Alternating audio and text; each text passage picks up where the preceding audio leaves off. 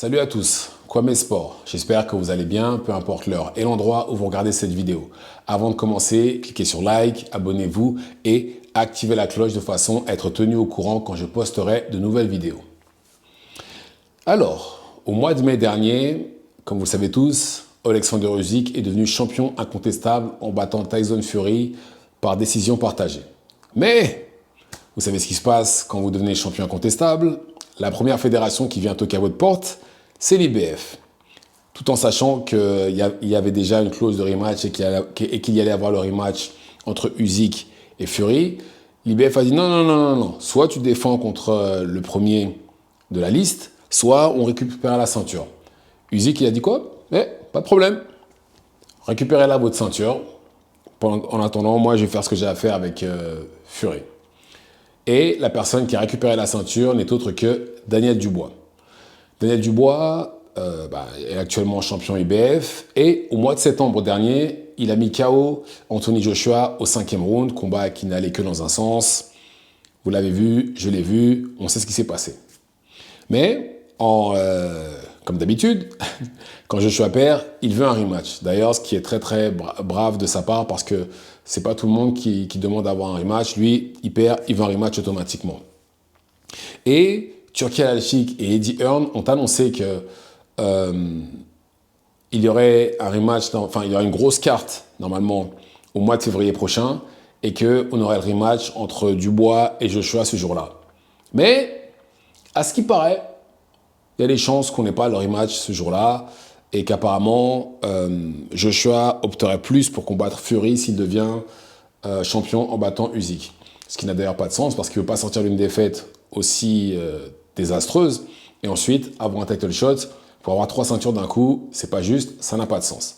Mais bon, vous savez comment ça se passe avec l'argent, surtout celui des Saoudiens. Donc il y a des chances qu'éventuellement, il soit amené à combattre Fury. Parce que si Fury perd, d'accord, mais s'il gagne, c'est pas juste.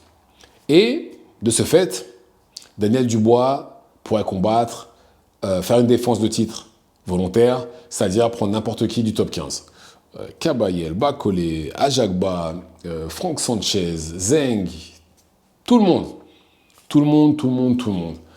Mais maintenant, c'est une défense de titre volontaire, donc en général, les combattants choisissent, le champion choisit quelqu'un qui est vraiment en bas du top 15, de façon à éviter les risques, ce qui est compréhensible, surtout dans le cas de Dubois, où il y aura toujours la possibilité de rematch contre Anthony Joshua, ou même un combat d'unification contre celui qui aura les autres ceintures après le combat entre Fury et Usyk.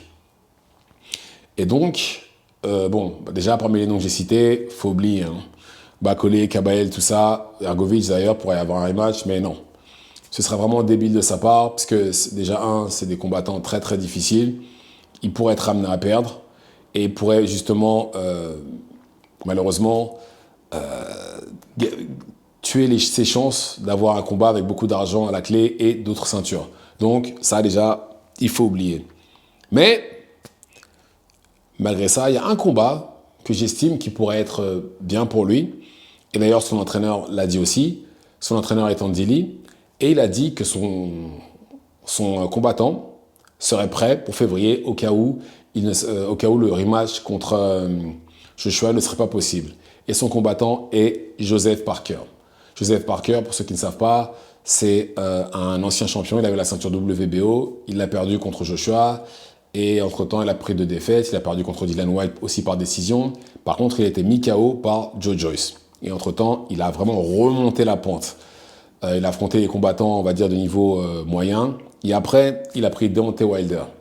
Deontay Wilder, que tout le monde voyait favori. Tout le monde pensait que Deontay Wilder allait le mettre KO. Et ça s'est pas du tout passé comme ça. Deontay Wilder s'est fait outboxer pendant 12 rounds. Il a pris un 12-0. Perfect. Je ne sais même pas s'il a réussi à toucher avec sa main droite. Mais en tout cas, il s'est clairement fait outboxer. Et à certains moments même, je pensais même qu'il allait prendre un KO par Parker. Mais par contre, contre Zeng, là, c'était plus compliqué. Là, décision majoritaire. Il allait deux fois au sol, il me semble. Mais il a clairement outboxé Zeng qui, lui, au bout d'un moment, il n'avait plus de cardio, donc plus de jus. Et ça allait dans le sens de Parker.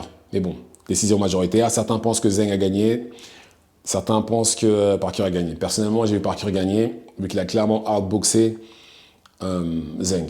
Mais bon, ça, c'est notre histoire. Et là, éventuellement, ce serait une possibilité, Parker contre Dubois. Et pour moi, dans les deux cas, ce serait un bon combat parce que je pense que déjà, pour Dubois, ça lui ferait son deuxième ancien champion d'affilée. Et c'est un bon nom, sachant qu'en plus, il a battu Zhang et Deontay Wilder. Avoir Parker maintenant sur son CV, magnifique. Bravo, ce serait très beau. Et de l'autre côté, Parker, ça lui permettrait de redevenir champion en cas de victoire. Mais voilà, d'un côté, je me dis que Dubois, ce serait un bulldozer. On reverrait la même chose qui s'est passé contre Joe Joyce, où il a pris un KO. Ça pourrait être le cas. Parce qu'il est très puissant, il est puissant, plus jeune, je crois qu'il est un peu plus grand que Parker aussi. Ça pourrait être le remake du combat contre Joe Joyce. Mais de l'autre côté, Parker, depuis justement, j'ai envie de dire depuis qu'il est avec Andy Lee, c'est plus devenu un boxeur qu'autre chose. Et on l'a vu justement contre Zhang, on l'a vu contre Deontay Wilder, et pourrait justement être amené à outboxer Daniel Dubois. Et c'est pour ça que je pense que le combat serait très intéressant pour toutes ces choses-là. Mais bon, est-ce que Dubois prendrait le risque d'affronter Parker? Je ne pense pas. Sachant qu'en plus, de l'autre côté, apparemment, il est censé affronter Zhang. Enfin, je ne comprends plus rien. Pareil, on nous parle de Kabayel et de Bacolé, qui sont censés tous les deux s'affronter. Donc bon, au final, il met tous les noms, mais malgré que... bon, après, bien entendu, ça c'est le top 15. Mais ce serait intéressant, justement, de voir Parker contre Dubois. Et je pense que c'est un combat qui vendrait... Pour moi, c'est une belle affiche. Et c'est un combat, je pense, qui vendrait, vu le nom et ce qu'ils ont accompli dans leur carrière. Après, je pense que ce serait plus adapté à l'Angleterre qu'à l'Arabie Saoudite. Bon, même si les Saoudiens sont de grands fans des heavyweights, mais je pense que c'est plus pour le marché britannique que le marché saoudien. Et bon, après, apparemment, dans la sous-carte, on aurait Jaron Ennis contre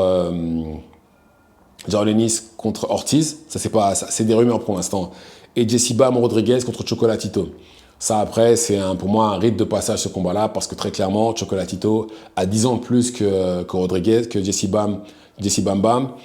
Et voilà, c'est comme quand il a battu Rong Visa et certains autres combattants qu'il a dans son CV. C'est toujours des combattants beaucoup plus vieux que lui. Et là, pour moi, et vu que Chocolatito, à un moment, était numéro 1 pound for pound, pour moi, c'est très clairement c'est un passage de flambeau. Rien de plus, rien de moins. Mais, dans tous les cas, le combat principal serait Parker contre Dubois. Pour moi, c'est l'une des meilleures affiches possibles. Ou bien entendu, Bacolé Zhang, mais bon, Bacolé Zhang ou Bacolé, comme j'ai dit, contre Kabayel, qui est censé normalement avoir lieu pour déterminer le prochain adversaire de Dubois. Mais bon, pour l'instant, l'IBF l'a demandé, il n'y a pas eu d'annonce officielle, il n'y a pas eu de purse bid, rien.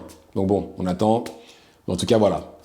Dites-moi ce que vous en pensez dans les commentaires. Activez la cloche de façon à être tenu au courant quand je posterai de nouvelles vidéos. Et c'est tout pour moi. Ciao, ciao.